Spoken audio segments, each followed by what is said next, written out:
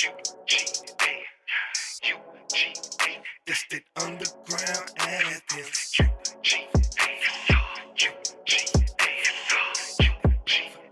This that underground. It's a long way up, it's a long way down.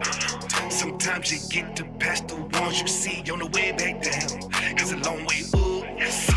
It's a long way down, yes sir. You got to learn to love yourself before someone else. I said it's great to be a Georgia Bulldog. Say it's great to be a Georgia Bulldog. I said it's great to be a Georgia Bulldog. Even if I live in Cali, it's how me a Bulldog. Low down and dirty, and I was going to school with a couple people that was, dealing with them. All right, Don, they say he on the song, talking about James and Mika. They're like, shoot, I need to get busy. I need to see what I need to do. And James and Mika was dealing with them guys, and they was on the album. I'm like, shoot. And that's when I started, getting with it. And then we used to get suspended from school, so I got discouraged a lot. We got discouraged a lot.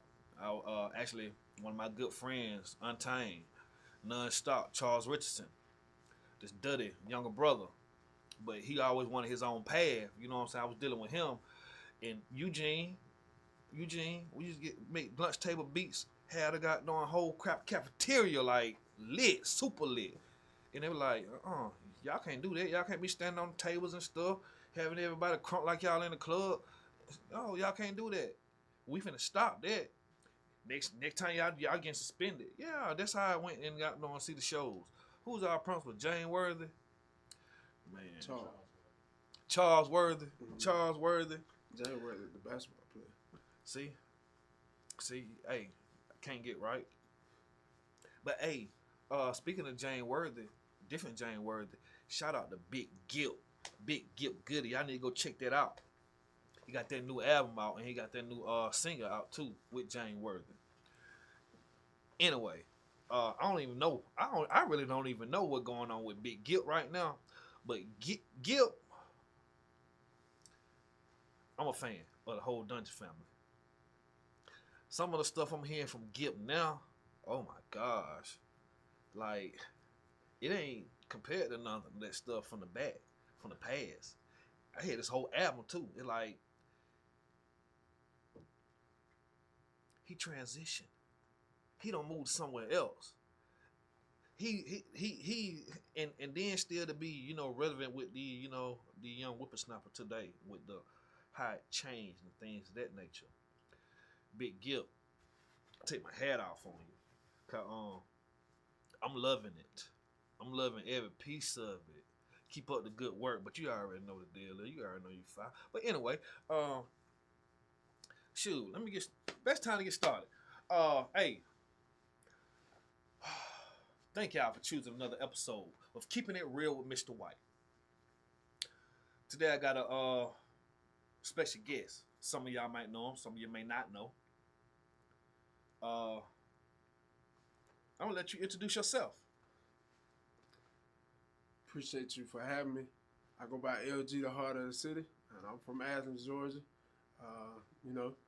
Hip hop artist, man, son, brother, father. Just a guy who's out here trying to make it better than what it was before I got here. So that's just me. I like what you just said. I like everything you just said. Because some of us, we get on here, we talk, and we like introduce ourselves and stuff like that to that nature. But the main thing you said, somebody out here that's trying to make it better. Most of us, we hear and we try to take. What can you do for me? What can I get out of it? Right. Take. But he said, what can I do to make it better? Hey, Tommy Dorsey for shelves. Because I talked to that young man, he was like, what can I do to make the city better? That's right. But, most of us, we want to, push, you know, the fake perks and the fentanyl, and we want to see how much money we can get. We want to continue to kill our people. But what can I do? So that's gonna be the challenge for you today. For you to look in the mirror. For you to look in the mirror, because I'm looking in the mirror now. Mr. White, what can you do this week to make it better? So I challenge you. What can you do to make it better? Or make a situation better? Now, need I remind you, sometimes you don't always have to do something. Because sometimes you can do something and think you make a situation better, but you can make it worse. Sometimes it's just let it go, leave it alone, breathe, fast, pray, etc., etc. Sometimes we can put our self-will in thinking that we can do something and make it better. But sometimes we just have to let it go. Let it play its course. Now, speaking of course, speaking of transitioning, some people may know you as we was young or who you was or whatever, but now to transition, what kind of course that you had to take? Not class, but like a racetrack. Because you know racetracks have different kind of curves, go up and go down, all different type of stuff. Some of them have like ramps and walls that you have to jump. So what kind of course did you have to take to be who you are today, but still want to progress and still want to make changes and still want to make things better, leave it better than it was when you got here? What did you have? What kind of courses you had to take? Well, I'm the product of a village. It wasn't one person; it was multiple people who played a big part in who I am and the course I've had to take. And it starts with my grandmothers, both of them, the matriarchs of our family. You know, they put a lot into me. They sacrificed a lot for me, and it started with them because with them two, they introduced me to a lot of people as far as I got older, and they weren't able to do as much. So then it was like the relationships that they kind of built for me and put in the position they kind of put me in to be able to, you know, grow and continue to be the type of person I am. Because, you know, my grandmamas, one was grandma, the other one was nana. My mama's mama was grandma. Okay. My daddy's mama was nana. Grandma, she was the one who really had me in church, had me, you know, every time the doors open, we were there. And Nana was the one who had me in the YMCA, different things that just kind of keep me busy, keep me going. You know, So, you know, and then with relationships that I built from those is where I was able to go and just continue to be who I am. So, you know, grandmama and church and then the Y and all that goes from there. So, but yeah, that's the start of the course right there. So how did you incorporate all of that goodness in different places? How did you incorporate all of that in your life and leave that negative out? Because I know everything we do or every place we go, especially like when you're dealing with other people and other kids like at YMCA, they not perfect. Their family's not perfect. Neither is my family perfect. But I know I got a lot of negativity coming in somewhere. So how do I subtract that out of my life and pull in all of that goodness? When you got people like that in your life, you really want to make them proud. So, you know what I'm saying? Like I said, they're the matriarchs of our family. So you really want to make them proud and you want to make them pleased. So, you know, that was big for me, you know, and it's still big for me. Like I told somebody the other day, it seems like the older I get, the more I think about them. the more and more I think about them, you know, what Mother's Day was what, 2 weeks ago, and I man, they were on my heart, on my mind, so heavy, like real heavy. To just like sometimes I ask myself like, man, I sure hope they proud of me, sure hope they proud of the man that I am and who they made me to be. So that big part of who I am, and I had a journey. I ain't had the best childhood. You know, I was able to, because a lot of people, and I ain't here to knock nobody, but my mama, my mama, she's a matriarch to me as well. Okay. But my mama is my OG. Okay. Like, I was able to see another reason why, like you said, as far as staying away from the negativity or whatever. I got a bird's eye view of what the streets will do to you. Oh. My mama was out there. Oh. My mama was real. Like, it was no shaking jive, disrespect wasn't tolerated. She, hey, she didn't play them games. So I guess it's kind of sort of like how the person you is. Yeah. Because some of us can see that and be like, shoot, I want to do that too. Or I want to be just like my mama. But your heart was telling you, I want to stay away from that. And I don't want to feel that pain. And she also would be the biggest one to tell me that, hey, this ain't what you need. This ain't where you want me to go, where I want you to go. Nah, like, my mama dropped real, like, man, she dropped real game on me a lot, like, you know what I'm saying? Cause my mama been through it, like, she been through the struggle, like, I salute her 100%, and that's one, like, I'm dressed up today because it's Sunday, I went to church, but that's one reason why I really believe in God, because I know, man, my mama been through it, like, if people only knew the half, like, my mama been through it, so, I salute it. Been to go through the fire. Hey, man, my mama been through the fire, so I salute it. I've had some real strong women in my life, to really mold me and to give me different views on life.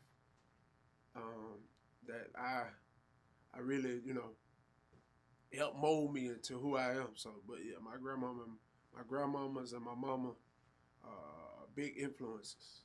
So speaking of that, did it affect you as a person, like the kind of woman that you want or how to treat a woman in your life? Nah, because to be honest, yeah, I had them, but then, like I said, the relationships, with me being in church, I was able to meet a man who I really, to be honest, I consider him like a father figure. Okay. And like being around these type of men, like I was around some men who, like my pastor used to always, one of his, growing up, one of my pastor's nickname for his wife was Sunshine. Heard. And he said, because she brightened up my day. Heard. And seeing the way that he used to treat his wife and the things that he would do for his wife and the way, like, he talked about his wife. Like, he would always tell folks, that's my wife, I don't want your wife.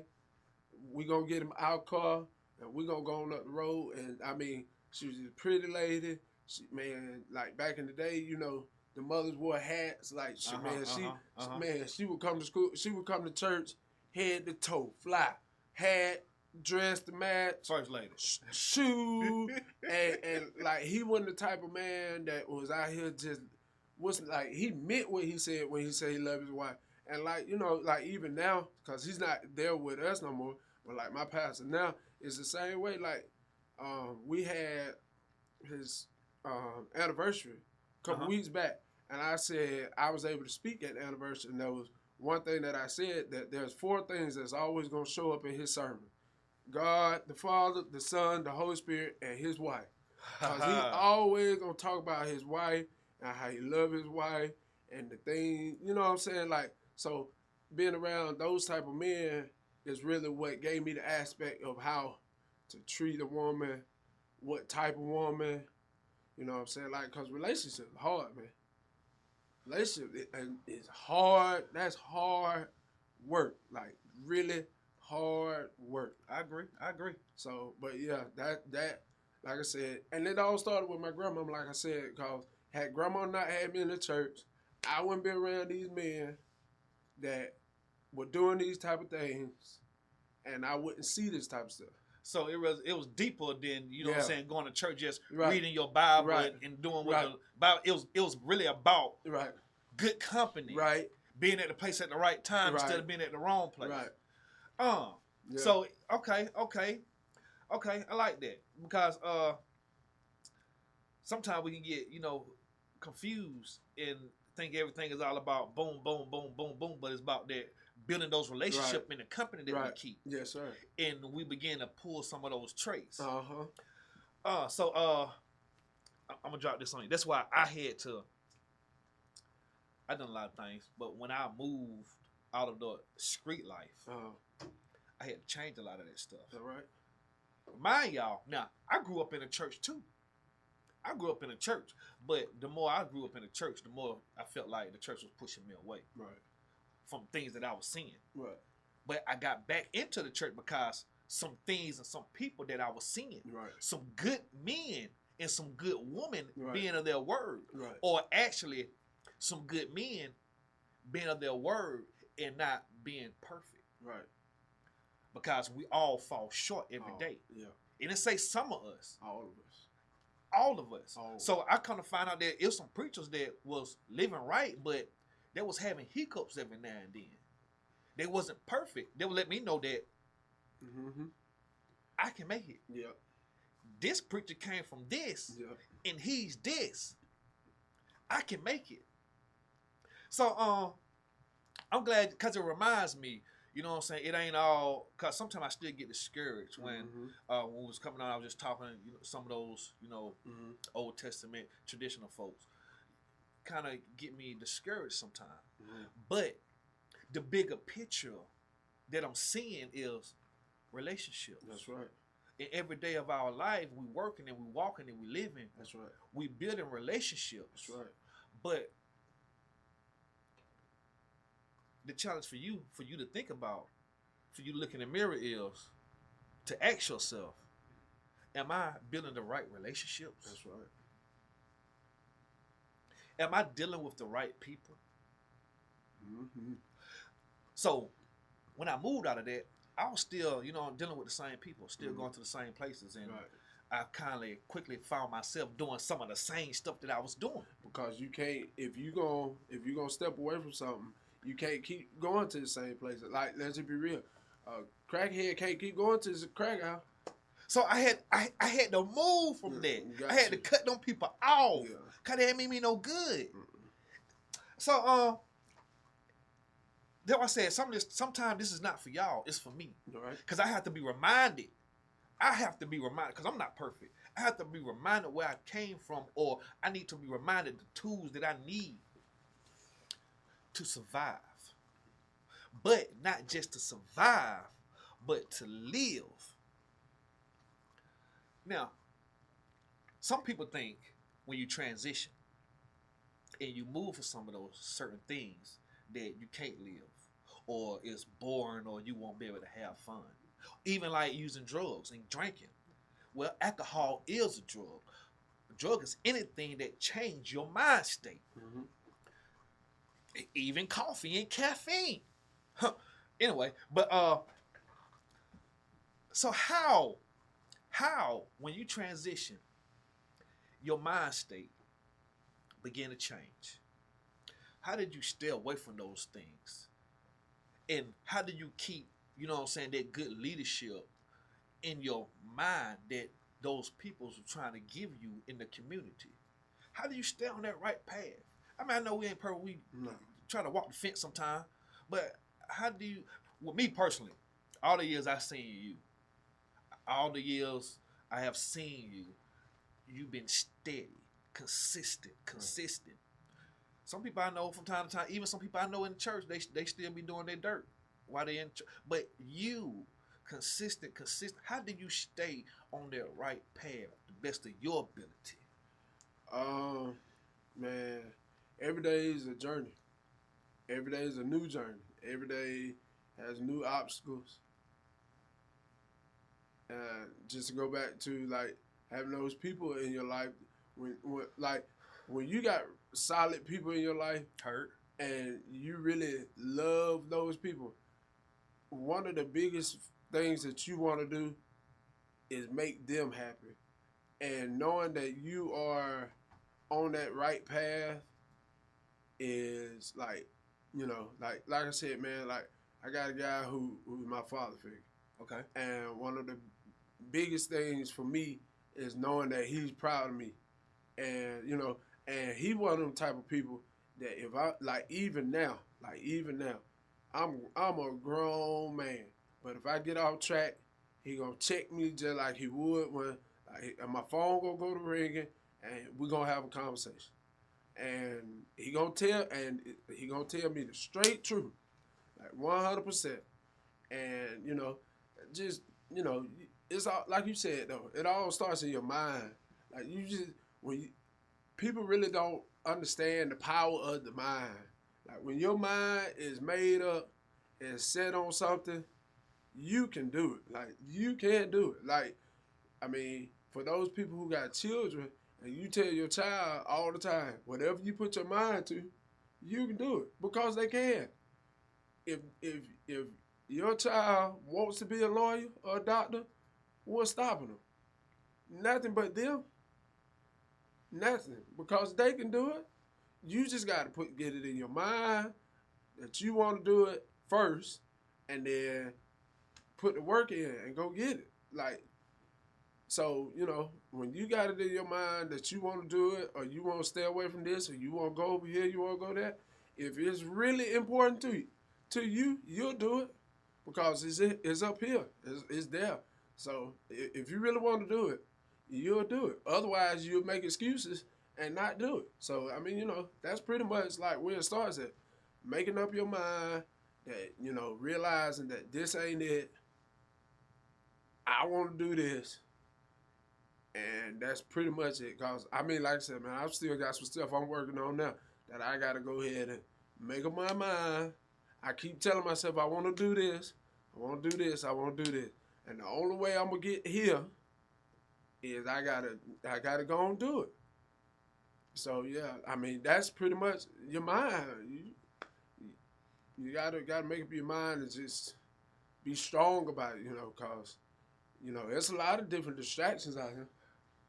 A lot of different distractions. A lot of them. A lot of distractions. So, but you just can't be distracted. You just gotta lock in, stay focused on what's important. Find your as the guy said, find your why and go do it, because it's possible. Like, it's possible. As long as you got breath in your body, it's possible. Man, I'm glad you just go to explain a lot of stuff I've been trying to, beat into a lot of people's head.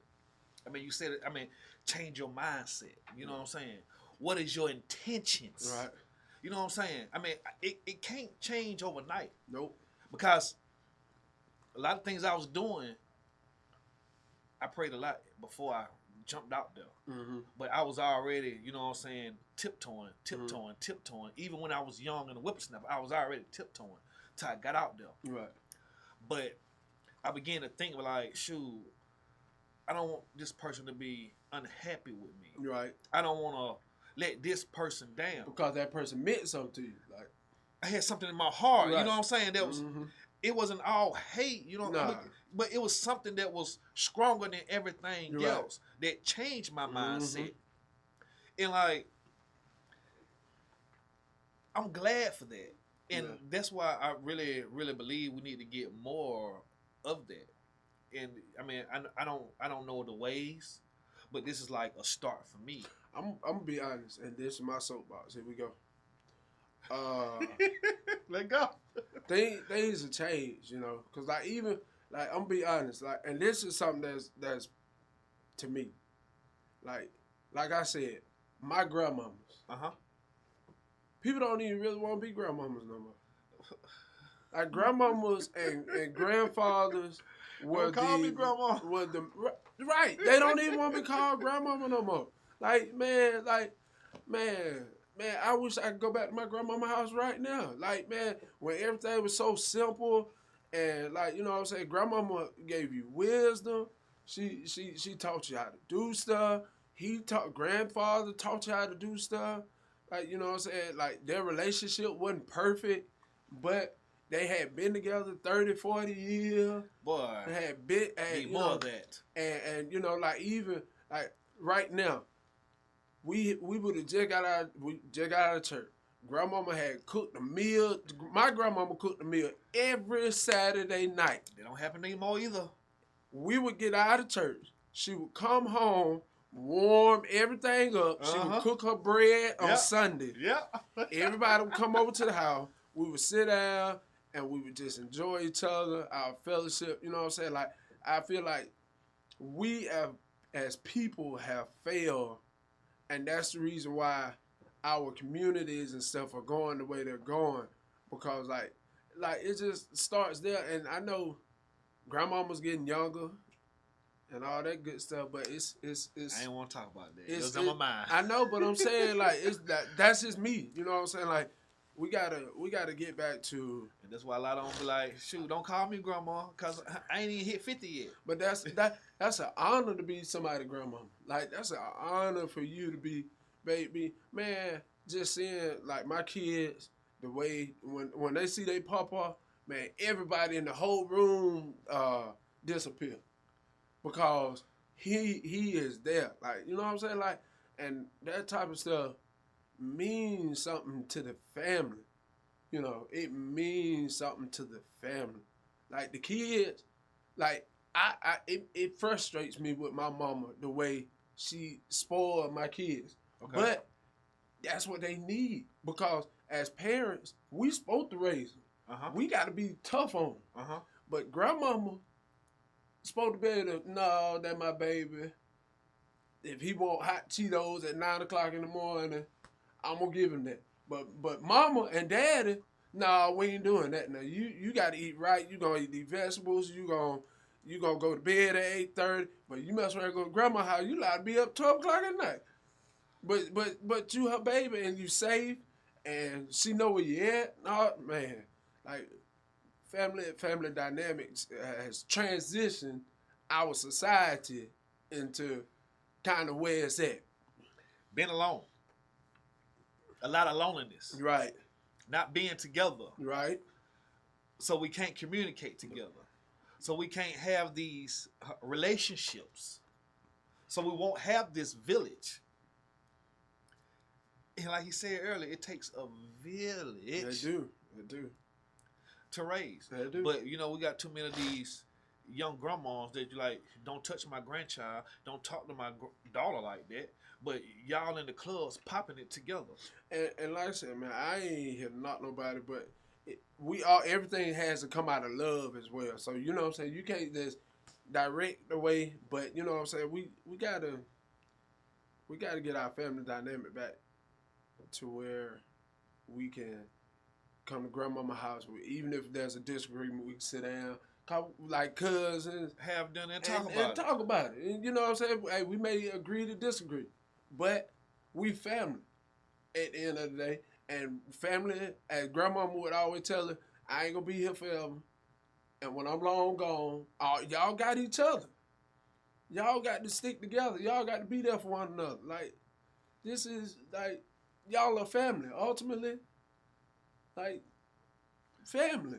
One of my favorite movies back in the day, it let me get a lot of that in. I mean, I grew up kind of the same way, but my grandma's wasn't nice. Well, one of my grandmas was nice, like your grandma, but my other grandma and mine didn't play. Mine didn't play either. Well, none of that. They didn't play. But she was one of the ones that served the church, all that stuff, did all that cooking and stuff, all that. My mama grew up that way. We had a church over at our house and we eat dinner. But my church, when we grew up, we kind of like traded from time to time. We'll go to this person's house. Everybody go over there. We'll go to this person's house. Called fellowship. You know what I'm saying?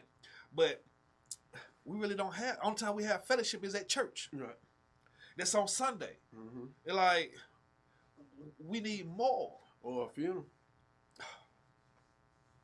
And church is not really, not all of. It's about fellowship. It ain't all about Jesus. That's good. But let's build these lovable relationships. To where we can express, like, we can bring Jesus, but yet we can tell people what Jesus, because what you going through can help me, and what I'm going through can help you, and we can build each other up to be, you know what I'm saying, the type of people that we can help our community. So do as we say, not as we do. Because when I was doing, I got that pain. I got them lashes. I felt that whooping. I got locked up. So I'm telling you, because I don't want the same for you. Well, I can say this now. I agree with you, but I kind of disagree at the same time, because we've got to be, especially in our community. Our community look at more of what you doing than what you saying. Example. Your children gonna look at more of what you doing than what you saying. Cause you can't even make a child halfway do right. But you know, you got to be like, we got to start holding ourselves more accountable for what we doing and the way we leading these children astray. Like you got to be an example. Like you said, you can't be in the club with your child and say don't go pop it in the club. We've got to hold ourselves accountable. Man, me and Nerd talk about this all the time. That word accountability. Accountability. You can't do that. Like, somebody got to go home. Somebody got to go home. Somebody got to be the voice of reasoning in the family. And yeah, you can't be, you know what I'm saying to your child, don't do that, but I'm smoking cigarettes. You still don't smoke, because it's bad for you. You still doing it. No. So yeah, that so I have to show them that I'm smoking cigarettes, it's bad for me. I need to stop smoking myself. You got it. So you know that I stopped smoking because I felt, or I can't just tell you don't smoke, because you might even want to experience that bad. Right. Because it might not be bad for you. We got it. So I'll have to lead by example and not smoke at all. Yep. You got to lead by, and to bring it on more to, you know, how things are supposed to go.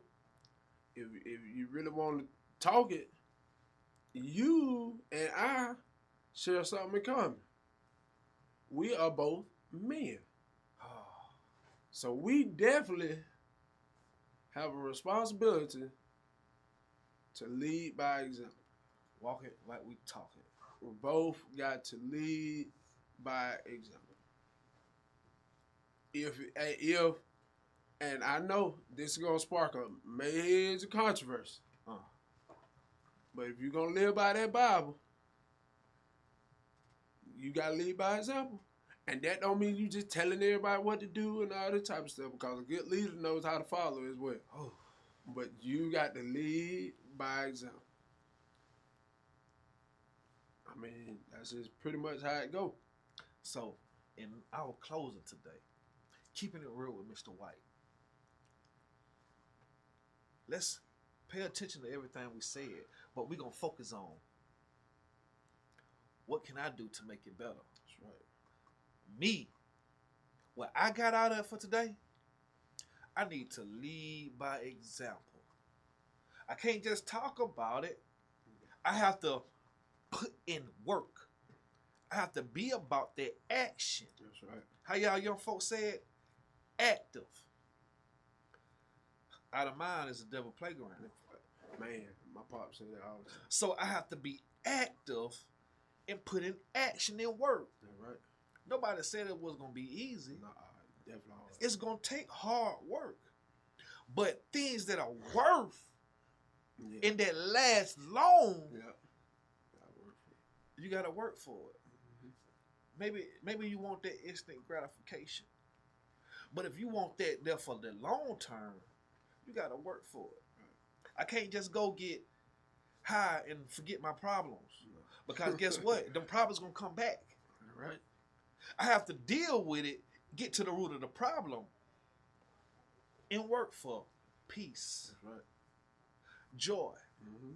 Serenity. Hey, take it one day at a time. That's it. What's that cash out, young man? UGA, UGA, that's that underground Athens. UGA, that's that underground. It's a long way up, it's a long way down. Sometimes you get to past the ones you see on the way back down. It's a long way up, yes sir. It's a long way down, yes sir. You got to learn to love yourself before someone else. I said it's great to be a Georgia Bulldog. Say it's great